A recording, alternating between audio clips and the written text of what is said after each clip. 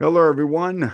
Welcome to the PowerPoint regarding Chapter 4. We're going to try to get through this relatively quick, and then hopefully we can get on to the next chapter as well today and get it recorded, get it out to you so you can watch.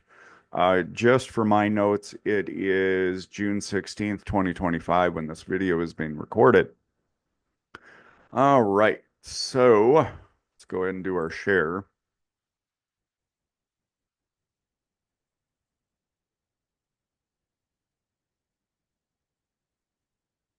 All right, chapter 4 talks about evaluating a company's resources, capabilities, and competitiveness. We'll just keep jumping through that. Some of the learning objectives: assess how well a company's strategy is currently working, or a current strategy is working, understand why a company's resources and capabilities are centrally important in giving the company a competitive edge over its rivals, grasp how a company's value chain activities can affect the company's cost structure and customer value proposition, evaluate a company's competitive strength relative to its rivals, and understand how a comprehensive evaluation of a company's external and internal situation can assist managers in making critical decisions about their next strategic moves.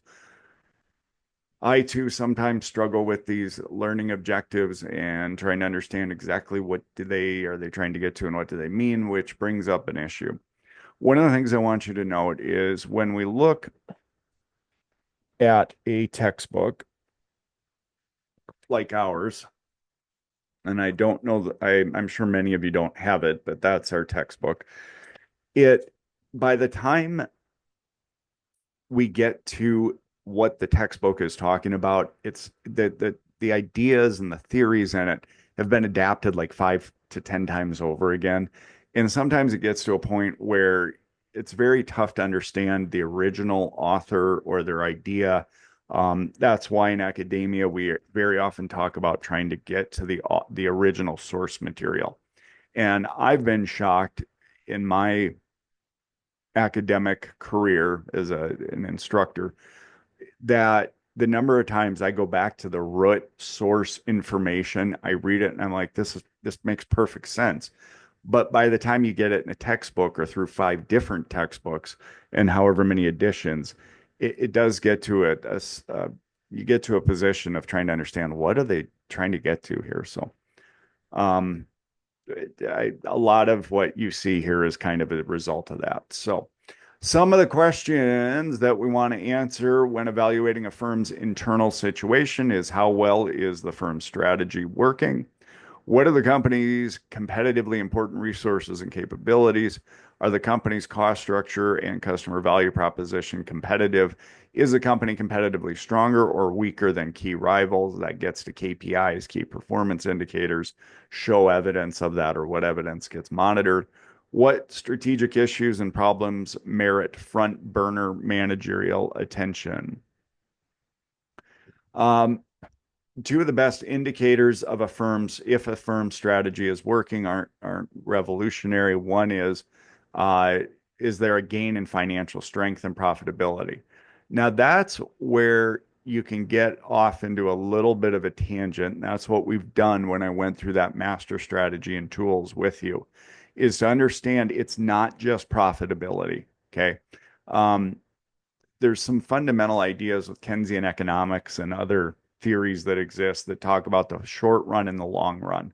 And a lot of times people think because of the stock exchanges, the New York Stock Exchange, and traders, Wall Street traders, and well, traders anywhere, buying and selling a stock can cause it to artificially go up and down, even though the earnings maybe aren't changing very much. So when we say profitability, it does make a little more sense maybe instead to say financial strength, where risk has been reduced. Therefore, the stock price has gone up. Let's just dive there now. Okay. So you need to be well aware of this. All right. So here we have General Electric stock trading on the New York Stock Exchange. This is Yahoo Finance. And I'm going to point out some key pieces of information for you to consider when we're talking about financial strength. So here we have General Electric. General Electric is a conglomerate. They manufacture all sorts of stuff. up to and including light bulbs to jet engines, which we might talk about here in a minute.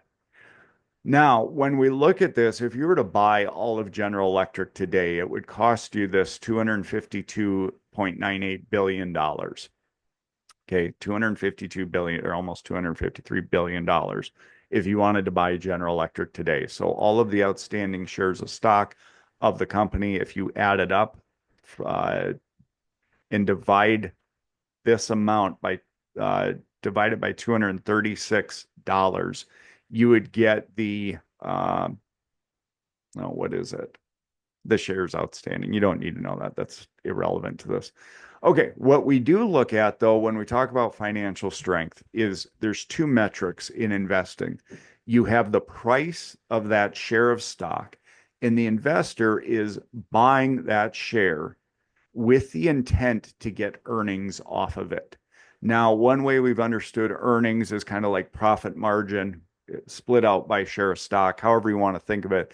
Sometimes it's thought of as like the cash the company gets to keep or the investor gets to keep. That's what's earned off of their operations. So in this case, if you were to split up all the shares, or all of the earnings of the company divided by all of the shares that are out there outstanding, you would have an earnings of about $6.34 that you would expect to receive based on this $236 share price of stock. Now, what that gets into is, well, if we know that information, is there a way to chart and graph then all of these companies and how much they should be expecting to earn based on set earnings? Okay. So right now, General Electric, if you're going to pay $236 for that share, you're expecting to get $6.34 in earnings. But that earnings it's a forecasted number. Okay. It is, well, this is trailing 12 months, which meant from the previous 12 months. But the point is, when investors look at this, they're trying to figure out how much are they willing to pay to get these earnings. So we also have forecasted earnings or earnings announcements and things like that. So based on looking at all the companies that trade on the stock exchange, you can figure out, well, which one gets the lowest price for the most earnings. Okay. And that's what you'd be going for. And you start analyzing it and you look at it and say, well, wait a minute, there's an average when you look at this, but some companies like General Electric have a really high share price relative to kind of really low earnings. Um, so why is that? What's going on with that? And the answer is what drives that number to be different, so the share price relative to the earnings, is that risk. That's what drives it. The lower the risk, the higher the earnings or the higher the price is going to be relative to the earnings.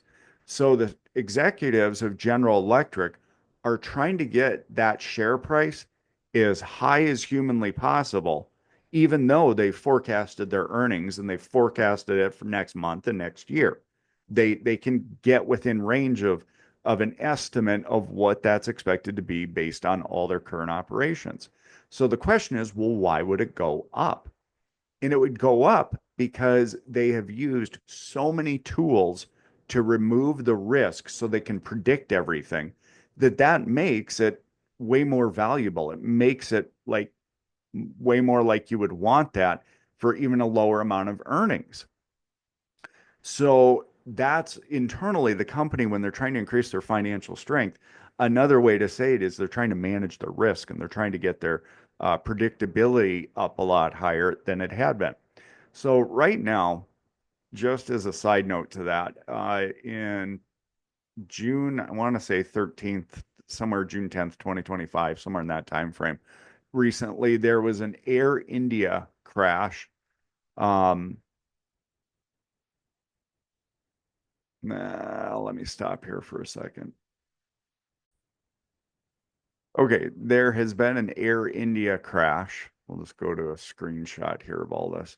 Um, and if you were to go and on YouTube and watch the video, you see an airplane, a jet airplane, 787, take off. It goes up to about 500 feet, And then all of a sudden it just kind of is like you see in the video, it's like dropping back to Earth quite slowly at that. Well, when this first came out, there was one prevalent YouTuber, who's a captain of, I don't know, 747s or something that's on YouTube. And he had mentioned right away that his theory of what caused the crash in the first video footage that was released. I wonder if I can get this up here. It was kind of a blurry and grainy video, but in the first video that had actually been recorded off a screen, the pilot noticed that you had the wheels were still down.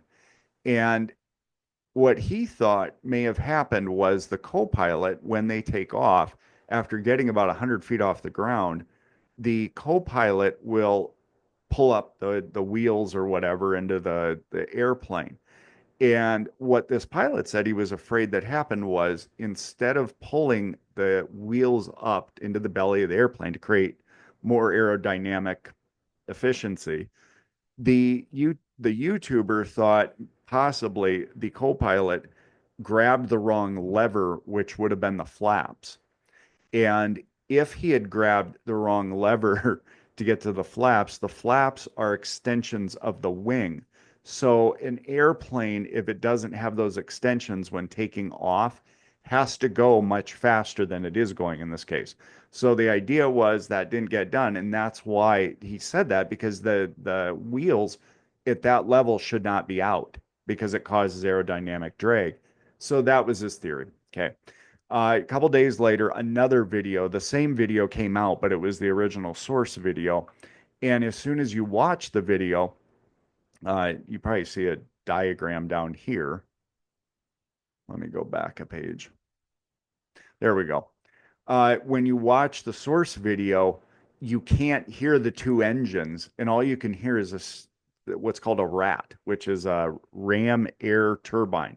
So it looks like a little Evinrude motor that pops out of the airplane when electricity goes away. Why does electricity go away? Because the engine stopped working. So this automatically pops out. In the original source video, it has audio. And as the plane's going, all you can hear is that rat. It sounds like a little propeller airplane in the sky.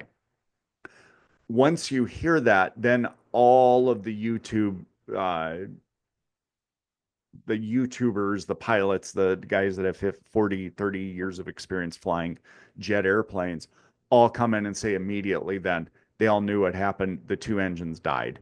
Something happened. And then they go through and say, well, what would have caused the two engines to die? And there's only like one or two things. One, the fuel was contaminated. Um, or two might be like a really bad bird strike, very similar to the Miracle on the Hudson with Sully Sullenberg, who I would love to have as my personal pilot. Just saying, I hate flying. Anyway, so when we're watching now, I realized after watching a few of these clips of these YouTube pilots, it's like, well, how can they predict this? Like, how can they figure out at that level? It can only be one of two things. Nothing else could have happened. Like maybe there could be instead of a ram air turbine that drops out, maybe it's a real rat and it chewed a bunch of cords and it killed the whatever in the airplane. And somebody said that in a video and said, yeah, no, that can't happen because there's so much redundancy in these that there's another set of cords that can run the same thing. And you're going through all of this and they get to a point of just saying, no, it couldn't be any of this. Um, and I did a little digging on that and thought it was interesting. 40 years ago, if you were to fly across overseas on a jet airplane, that jet airplane had to have four engines, like 747s. And you wouldn't see smaller planes than that going over the ocean very often because the fear is if one of those engines fails, you still have three engines. And even on a jet airplane anymore that has the two engines, if one of the engines dies, that other engine's powerful enough to keep it going.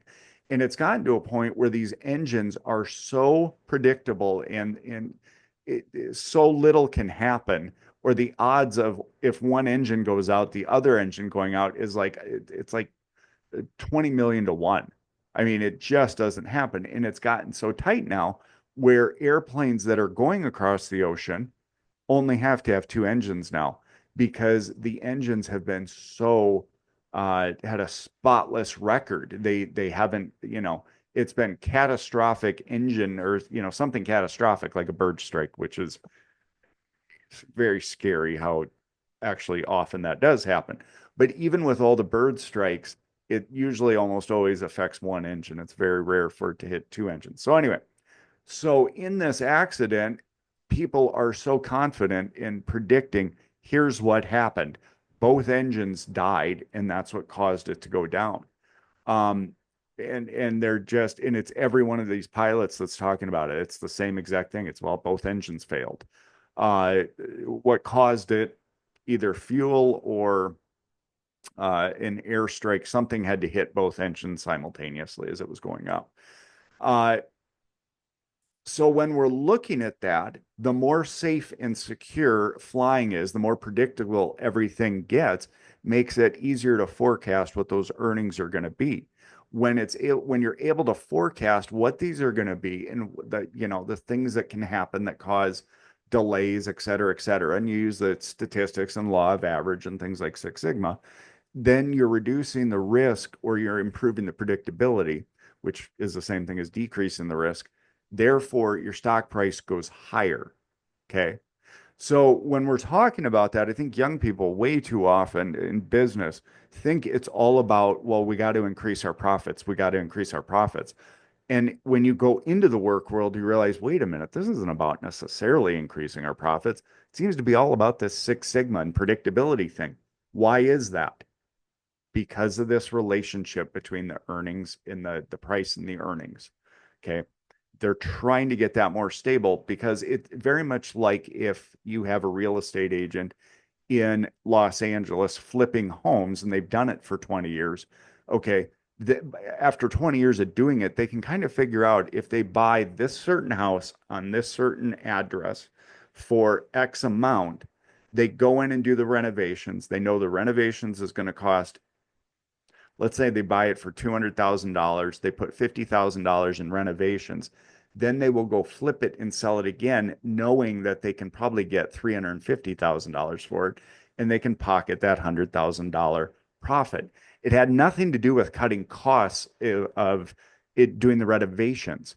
It had, I mean, they're trying to manage that, but that's not what it's about. It's about the revenue and the ability to generate revenue and the predictability of the whole deal. Okay. And flipping homes, by the way, is very unpredictable for a million different reasons. But it also can be very profitable because you have people that don't want to go take that risk with $200,000. And it's high risk because it's not as predictable. Okay, so when we talk about recording gains and financial strength and profitability, hopefully now you understand the financial strength versus the profitability. Okay. If earnings go up, profitability goes up, the price automatically goes up. So then it's the question of, well, how do you get the price up relative to the earnings? And that's where you get into, you try to decrease the risk with statistical analysis. Then whether a firm's competitive strength and market standing are improving, and they're constantly trying to improve it. All right, other performance indicators. I'm just going to read these off. Trends in the firm's sales and earnings growth. One of the other ways to increase the price and earnings, let's just go back. Pull that down so I can make sure you're seeing what I'm seeing. There we go. The other thing that can cause that price to go up is when they forecast General Electric, who we're looking at here, maybe is coming out with this new latest and greatest box that you attach to a house. And once you do it, it takes that home's electric costs and decreases them by like 95%. Imagine if General Electric sold something like that. Let's say it costs $200 and you just have an electrician go in and wire it near the inlet in your house or whatever it's called, the electricity in your house, and then all of a sudden it decreased costs. If General Electric made something like that, everyone would want one. Why? Because you'd save in your electrical bill like within probably 3 to 4 months if it only cost $200. So that type of an idea that everyone would want would make investors, when they try to forecast the future earnings, and say, oh, wow, everybody's going to want one of these. It's going to take 2 or 3 years to take off. They're probably going to have to work out some bugs. There's probably going to be a couple lawsuits. But after that, everybody in the United States will want one of these black boxes. So their stock price may skyrocket because of that future idea that they're coming out with, especially if they've proven it actually works. So trends in the firm's stock price. And that can get into as much about the internal of the business as it could be the public relations, which jumps down here, which is a change in a firm's image or reputation with its customers. So trends in the firm's stock price is being looked at, the firm's overall financial strength, in its ability to do everything we just explained, customer retention rates, the rate at which new customers are acquired, and change in the firm's image, reputation, and customers, and evidence of improvement in internal processes, such as defect rate. When you hear defect rate in 2025, I want all of you to immediately go to Six Sigma because that's what they're trying to do. They're trying to make things more predictable. Also, improvement in order fulfillment, delivery times, days of inventory, and employee productivity. Always in management, the job of the manager is to continually make things more efficient and more effective. The two E's. That's a must. Managers are always trying to do that. Okay, next, what are the company's competitively important resources and capabilities? And then what we're just talking about is matching a strategy with the business model. That to me, I like to use the value disciplines. It goes back to aligning all these things and making sure they're in alignment for what it is you're trying to execute. Again, you do not want, I almost said Disney World. Well, no, let's do Walmart. You don't want Walmart to all of a sudden try to start competing on having wonderful customer service because it's not built to do that.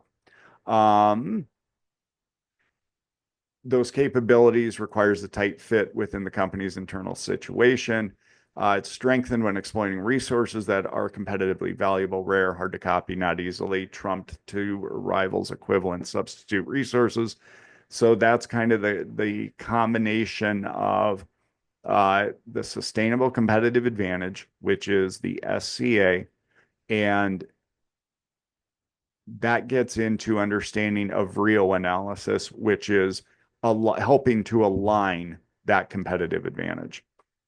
And that's when you hear the terms valuable, rare, hard to copy is actually imitatable, not easily trumped to rivals, equivalent, substitute resources. So, in other words, people can't figure out how to copy it.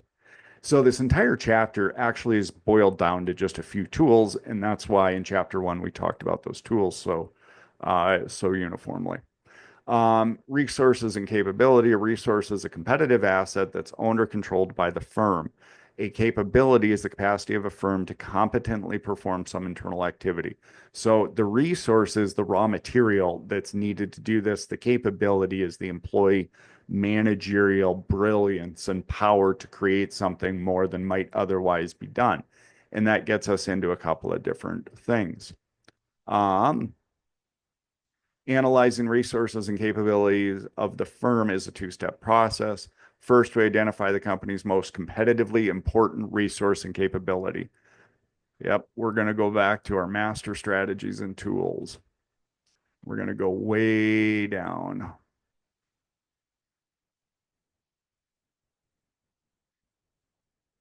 But not too far down. Should be around here somewhere. Come on, come on. No, no, no, no. I think I passed it. Yeah. Whoa, wait, no. There we go. This diagram, okay? We're going to jump a little bit here.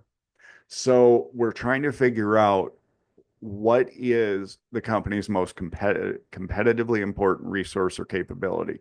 So when we look at this, we're trying to figure out why are people buying what we're selling? What is it that they want? What's that thing that makes us special?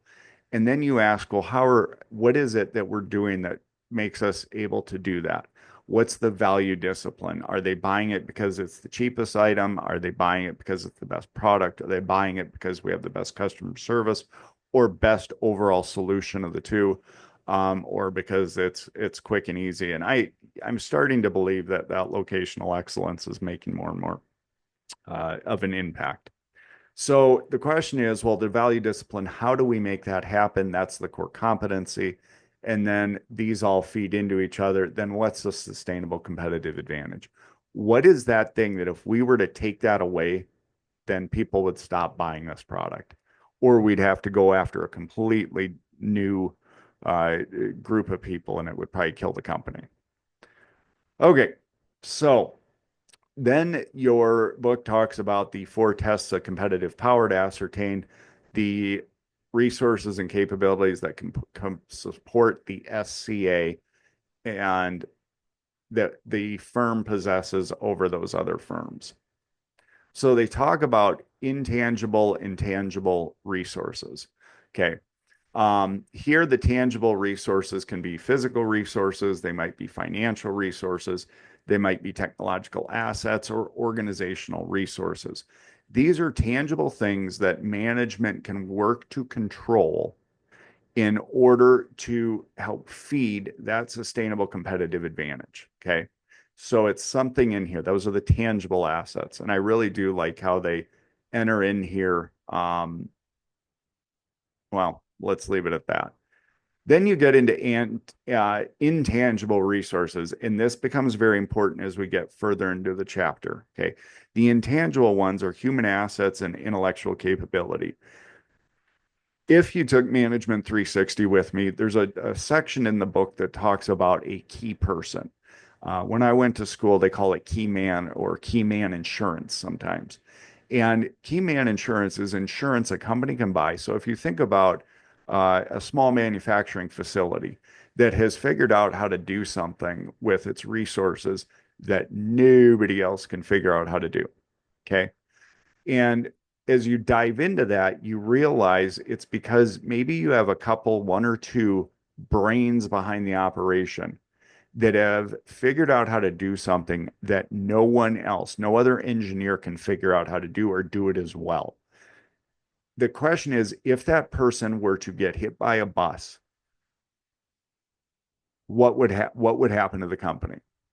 And if the chance is the company would probably go away because you have no one else that can actually do this, well, then you have a key man or a key person. So insurance companies will allow a firm to obtain key man insurance in order to protect from that event happening. Okay.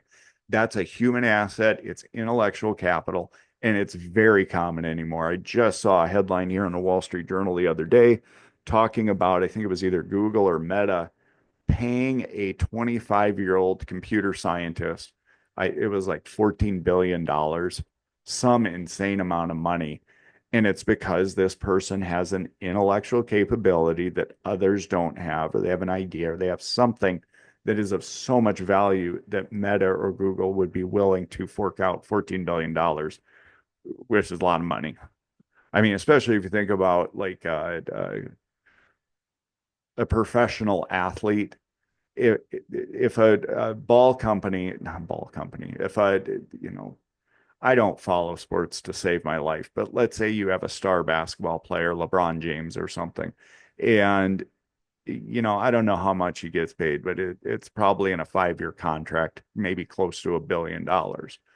Well, if LeBron James leaves, what happens to ticket sales? What happens to online views? And if it goes down by 20%, then the owners of whoever's employing LeBron James might be willing to fork out quite a bit of money because maybe they're getting an additional earnings that they wouldn't otherwise be getting. So they have that intangible resource that it's very hard to quantify, but we try to quantify it because we want to the owner of the ball club does not want to end up losing him when they could have paid the money and not suffered the consequence. Other intangibles are brand, image, reputation, and then relationships. Sometimes you have sales teams that are phenomenal, that have I remember when I worked in banking, and the banking company I worked at was trying to get a foothold in Sioux Falls. They had a strategy to go up and down I-29, the corridor there, to have banks, buy banks and franchises basically at these different ones. And they were trying to get a foothold into Sioux Falls. Well, they learned that in order to do that, they would need to find the best loan office for both agriculture and I think it was home.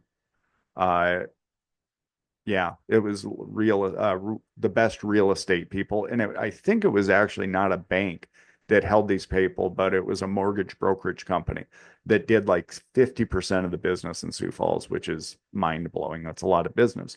So when they opened up a branch, they bought a small bank there. They tore it down, but they got to keep all of the customers, or most of them that didn't leave. So they're buying the customers. Well, then they brought in the best mortgage brokers in town, which then gets people trying to go there, and that's what drives it. So they had existing relationships there with these mortgage brokerage companies, and company culture can also be a source of an intangible resource. A strong company culture can accomplish things that 27 other companies can't do because they haven't fostered that culture.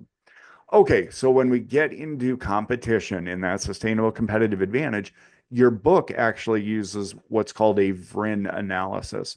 A VRIN analysis stands for valuable, rare, imitatable, non-substitutable.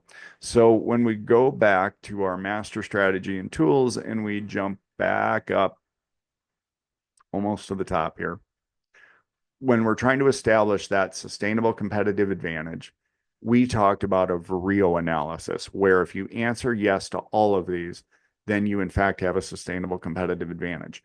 Your book uses the precursor to this, and that's what I was talking earlier about, where when you get to the end version of these, they've altered and changed. Your book still uses the original one, which is called a VRIN analysis, which stood for VRIN, very similar. The one difference is I actually kind of like the VRIN analysis better because it's trying to catch that possible sustainable competitive advantage before it actually becomes that. Because the last answer in the VRIO analysis is the organization structured to harness that sustainable competitive advantage? If you think you have something that, well, yes, but we aren't structured to have this be our core SCA, well, then maybe we should. A VRIN analysis can help establish that. So the difference between the VRIO and the VRIN, and the VRIN was the first one that was invented, I think it was 1995, is VRIN stands for the last one is non-substitutable versus the VRIO, the O is organizational structure. So a VRIN analysis instead is asking, is the resource or capability non-substitutable? Okay. Is nobody else able to do what we're able to do? So it's actually a precursor to structuring the organization, if that makes sense. We just want to make sure that nobody else is like going after that and next year could beat the pants off of us. So that's just the difference between VRIO and VRIN. Again, I kind of like VRIN because it catches it before you've structured your whole company. So yeah, we got to go back. When we look at this here and you look at organization or product life cycles in this, okay, you're going to find a real analysis is going to happen with an established company that's up here. Okay. A VRIN might catch it when it's down here. Okay. That's when you're going to have it. So the VRIN captures it or catches what the sustainable competitive advantage is. The VRIO, you would be up here because you've already made your company capitalize on that idea. All right, that gets us into defending that sustainable competitive advantage. And we get into two ideas of how that's kind of defended or protected, might be a better word. So one is called social complexity, and the other is called casual ambiguity. Okay. And that inhibits rivals to try to do what you're doing. So casual ambiguity makes it very hard to figure out how the company's doing this. Okay. Um, the company, when they figure out a sustainable competitive advantage, they want to sell the result. They want to sell the benefit of the feature of whatever they're doing. They don't want to tell anybody how they're doing it. Okay. They don't want to share that. It's like the inside of a cell phone. It's if Samsung comes out with making the fastest, I don't know, phone humanly possible, they don't want to go and share how they did a adaptation to a microchip. They just want to say, yeah, we got lucky. We figured out something and we fixed it a little and we're good. Um, Social complexity is trying to think how to explain that one. Yeah, we'll hopefully get to it here in a bit. It there's so much going on here in a company that running a company is so complex that to catch maybe that one little thing just might kind of be a waste of time because there's too much other things going on. If that helps make any sense, probably doesn't. And then the book talks about resource bundles. Um, Companies that lack the standalone resource that's competitively powerful may nonetheless develop a competitive advantage through resource bundles that enable superior performance of important cross-functional capabilities. Um, I'm trying to think if I have another diagram for this. Let's hit pause for a second. Okay, I can't find the diagram I thought I had, and I wanted to be on the PowerPoint slide. There we go. So another way to think about a resource bundle might be that you're doing something special, let's say in a department or division that feeds into other departments or divisions somewhere in the supply chain that is it might help produce a sustainable competitive way on down the line, but maybe as of this moment in this capacity, it's just a really good set of capabilities that you need to pay attention to. Then they talk about the sustaining the competitive advantage and what you want to do. That gets into the O in the Vrio analysis. Okay, you're building an organization and then you're trying to defend it. So in order to maintain the sustainable competitive advantage, obviously maintaining it, sustaining, is you're constantly monitoring your ability and you're trying to strengthen it. And you'll often have to recalibrate it. Okay. And you may have to recalibrate all of your other resources and activities kind of around that.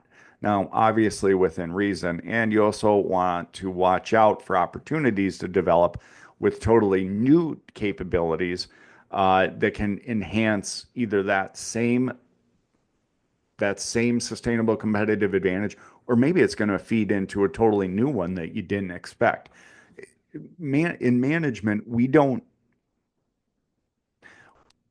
have a crystal ball as much as we would like to think so. And that's one of the reasons I actually struggle teaching strategy is a lot of the materials that are used are hindsight is 2020. And that's not real. Okay. Very often when we're doing things, and what the reason why I loved sharing that one video with you with Dr. Martin, I think it was, is it's talking about you're not going to know. Okay. You're not going to know if this is going to work. If you, in fact, have a strategy, okay, a good one's going to put you on the edge of your seat. And you're like, oh, crap, man, we're investing $1 billion here. If this fails, I mean, good Lord, the $1 billion is, many small countries don't have that GDP. So that's just something you're trying to monitor and you're trying to make a forever stronger competitively stronger organization as you move forward. But it can be a roller coaster ride as you're doing that. Um, Dynamic capability is the ability to modify, deepen, or reconfigure a company's existing resources and capabilities in response to its changing environment or market opportunities. Then your textbook, whoa, why did I see that wrong? They just talk about doing a SWOT analysis. Okay. So after you've identified the sustainable competitive advantage, and as you're constantly moving forward, they're just suggesting that you use a SWOT analysis to monitor this. I will try to put out to you. I liked these diagrams in Table 4 Tech 2. Um, Questions that maybe you are issues and topics that you would want answers to in conducting a SWOT analysis for the organization and having kind of answers to each one of these topics. What are the core competencies of our company? Okay. Um, are we in a strong financial position? Do we have enough resources to invest in those products or services that we're trying to expand upon or to harness that sustainable competitive advantage? These are all here are all the strengths trying to find those competitive capabilities. Here you have all of the weaknesses. Always remember in a SWOT analysis, your strengths and weaknesses are internal. Your opportunities and threats are usually seen as external. So your weaknesses can also be competitive deficiencies. Um, and a good management team will actually do this with their competitor and they'll try to sit down and come up with this for the competitor. For many years, they had a business intelligence department at like large conglomerates. And that was a piece of their job was trying to do the analysis because maybe if they could figure out something a competitor was doing and they could watch the competitor's decision making, maybe based on their current position, they could change something slightly and make them even more competitive than the competitor in that scenario. Okay, then whoops. Then we get into opportunities. Usually, another way to look at a SWOT would be market opportunities. Other customer groups, market segments, going into new areas, looking at the product. Okay, that goes back to the ants off matrix. How are you trying to grow? Stay away from the completely 100% diversified, which is selling the new product to a new customer base. And then lastly, the external threats to a company's future prospects. So I do believe I have a Word document out there online that pulls that all through or gives that to you. If not, you may want to copy and paste that to keep it. So some things to think about if you're conducting a SWOT analysis. Um, you're trying to see the world from like a 30,000 foot view. Well, 30,000 might be kind of high, maybe a 10,000 foot view. So you're trying to look at it so you can, humans' ability in part is to be able to, in your mind, conceive about what the way the future could be. There's a favorite psychologist, a famous person I love to listen to, and he talks about the capacity to do that is basically so your ideas die before you die. Okay. And that makes perfect sense. It's you want to think through something before, should I run off this 3,000 foot cliff that goes into an ocean? Well, let's imagine what happens if I do that. Okay. Well, I run, I jump. Oh, I fall. Oh, 30 feet, I'll probably make it, but at 3,000 feet, I'm probably going to break all the bones in my body because that's going to be a hard impact. Maybe I shouldn't do that. Now I know that's ridiculous, but the idea is the same. Let's think through this to figure out what conclusions can we draw from this. Maybe we don't want to go in a certain direction. That's another reason in decision making dynamics in problem solving why it is so important that you have multiple people. Because when us human beings get together and you can do that in a supportive environment, and there's tricks behind making it a supportive environment. One is don't talk over people and make sure everybody has ideas. They're not just shutting up because you have a Bruce Johnson in the room that's domineering the conversation. That's also known as groupthink. You want to prevent that from happening. And then the other is coming up with as many alternative ideas and in defining the problem correctly. At any rate, the more people you, not the more people you have, the more right people that you have in those situations, the sort of more brilliant line of thinking can happen. It's like, oh, wow, I hadn't thought about that. Oh, I'm so glad I talked to my roommate because I thought this was the best idea in the world. And I hadn't thought that I'd probably die if I actually did that. But my roommate said, oh, yeah, so and so tried that last week and they got killed. Okay. Um, Now, the other piece to an effective SWOT analysis is trying to figure out taking those conclusions and then how do you make a strategy given everything you have around you, a pathway to pursue. Okay. So the SWOT analysis gives you the current situation and then helps you to kind of understand that. Your book talks a little bit about the value chain and the value proposition and making sure it's competitive. Yep, you knew it. We're going to dive back here. Whoa, we're going to go back here and then I forgot where I was going. Is it going that way or was it going this way? I think I'm going the wrong direction.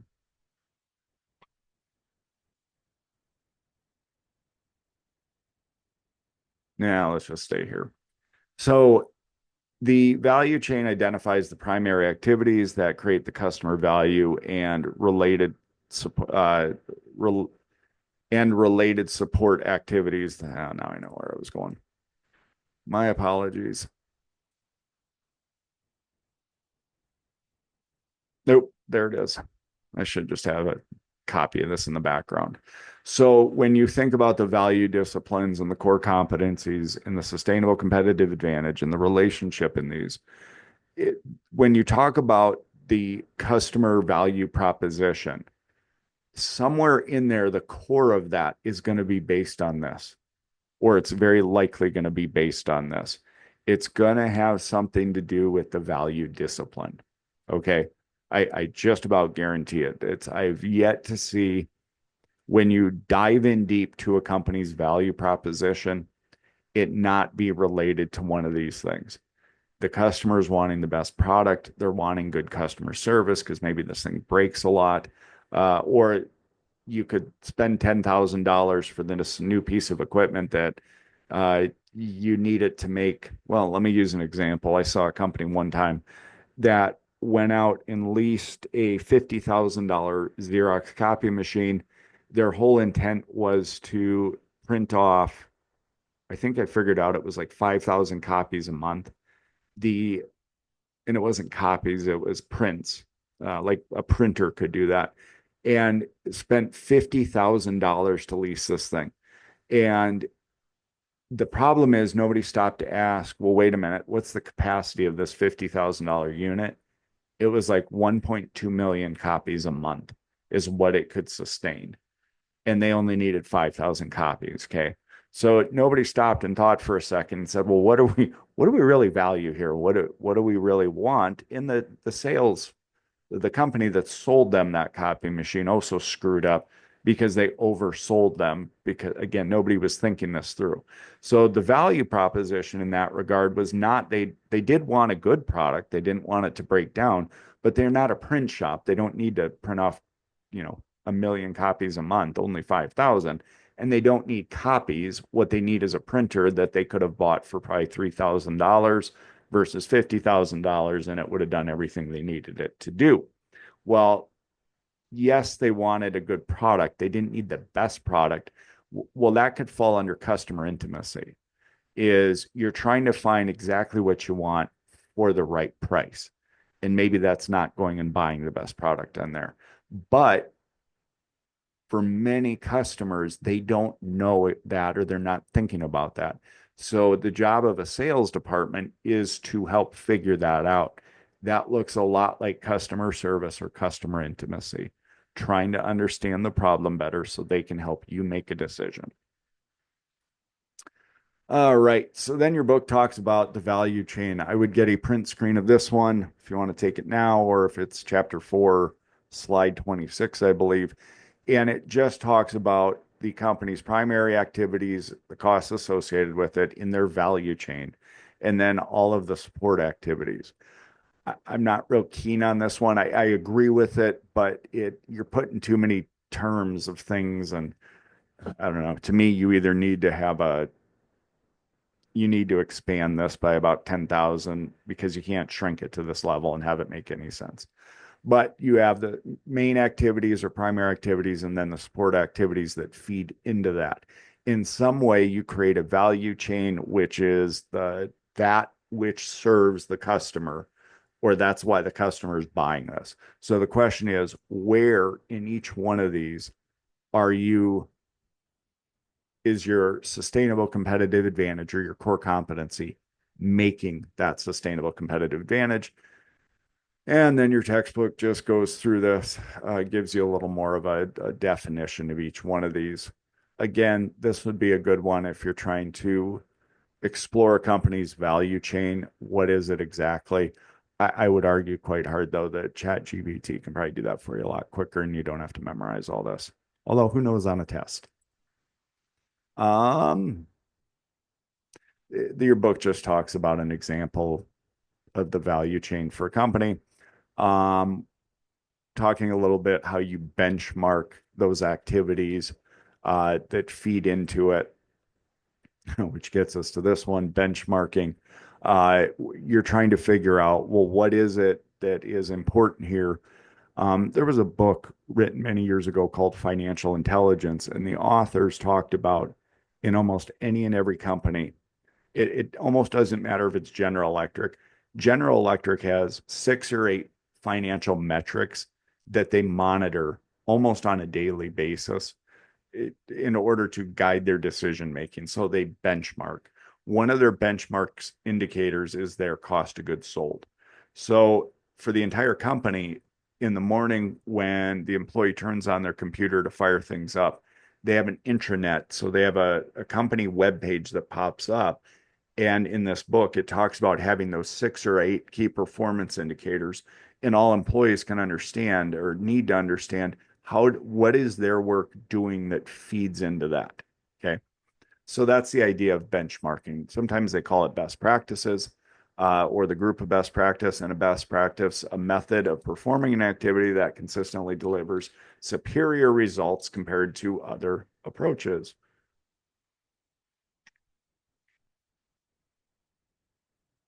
I do kind of like this. Your book talks about then looking at the industry and making a whole value chain of that industry. What is it that feeds into all the competitors, all the companies?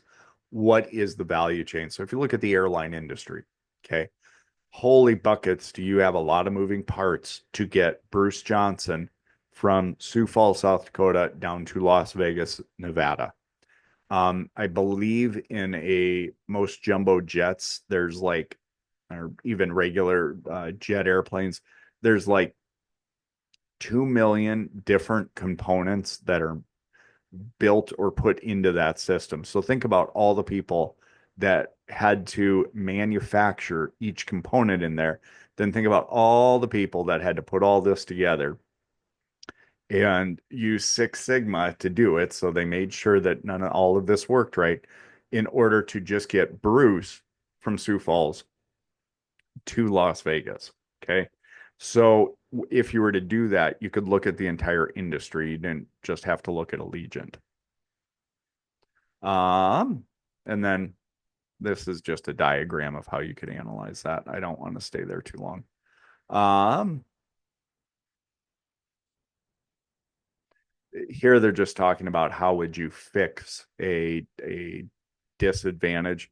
So again, if we go back here and we go all the way up back to Vrio or Vrin, you had these questions. Okay. Is the resource or capability, does it have value? Okay. If no, well, then you don't really have anything. If the answer is yes, is it rare? If the answer is no, you have a competitive parity. If the answer is yes, is it intimate? Can it be imitated? Okay. If no, well, you might have a temporary competitive advantage. If yes, then you jump over, is the organization structured in order to enhance or enable that? Okay. Um, So they're just talking about how do you identify that. Um, these are just general comments in order to enhance the value chain, either in the industry or internally as a company. One of them is the industry can adopt best practices. There's cost producing activities that can be reduced. I'm not going to read through all these because this is like, I don't even know how to explain this. You're trying to look at a 30,000 foot view of a like microscopic item. And you're just throwing out words here saying, okay, well, you could fix this, you could do this. And then you can just think of it as, I don't know how to fix this. You're not going to know this unless you're internal to the company. So we're going to skip it. Um,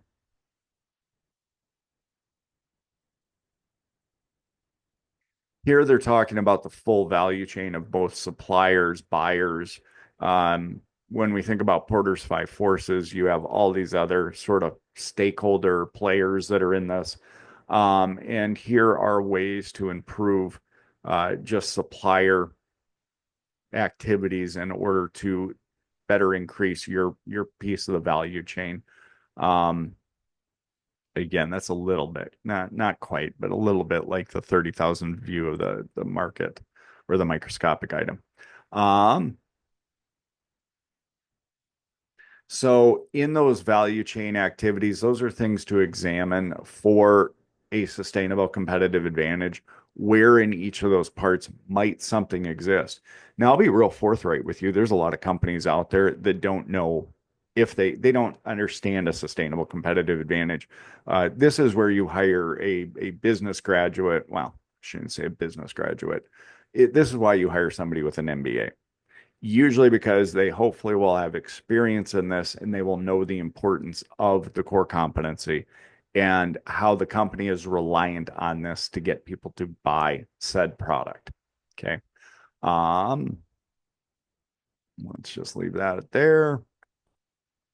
Some other things that we can look at is how does the company rank in when we look at benchmarks in the industry. You can sometimes get some trade journals will give rank order of the different companies in producing whatever that is. The question is, how do you rank? For example, maybe Walmart ranks really low in, I don't know, home goods product quality. Okay. But guess what? Walmart kind of knows that and they're fine with that. They're fine ranking low in that because people buy it because it's the cheapest, not because they think they're getting the best. But maybe Walmart does know that there's a certain level of quality that they have to have. Otherwise, people will stop buying their home goods products for one reason or another. And I do kind of like this one. Your textbook talks a little bit about a competitive strength assessment, and they have one written up here, and they rank order this, and they give a ranking of each company in the industry. Okay. So, and its level importance. So we sometimes use a Gantt chart or a Pareto analysis trying to weigh these factors. So, for example, if we looked at, I'm trying to figure out what industry this is. I think this is just a generalized example of it. But you look at quality product or performance and you weight it out of the total score of only 10%. Maybe reputation is that. I'm trying to think. Cost position for this company and all of its competitors looks to be fairly high when you compare the rest of them. So if ABC company was Walmart, um, and then you had Lewis Drug and you evaluated them, Lewis might strategically want to be where they land. Okay. But if Walmart is trying to have the lowest cost product, all things equal and relative, then it could analyze this by a weighted average to give a ranking. Now, one of the things to take note on this one is it, sometimes consulting companies will help do this and create these documents. And one reason is so that they can standardize it because internal consult no internal analyzers might have a tendency to make things look a little better, or make their company look a little better for one reason or another in this type of evaluation. Management almost always wants, like, they need to know everything. They don't need to have the wool pulled over their eyes. So that's why you hire an external consultant to do this. Don't I hope your eyes don't get glazed over with this one. It's just a kind of, it's either Gantt chart or Pareto matrix or priority matrix, is what this is. And it's just trying to figure out who scores the highest among all the rivals or competitors in that regard. Um, yeah, and then they just get into that. Let's go ahead and stop here, and maybe I can even get chapter 5 out today. You'll know it's still today because I'll be wearing the same thing. And I wore a ball cap today because I guess I just decided to not comb my hair. So hope you have a good rest of your day. Get a hold of me if you have any questions, and we will see you in the next video.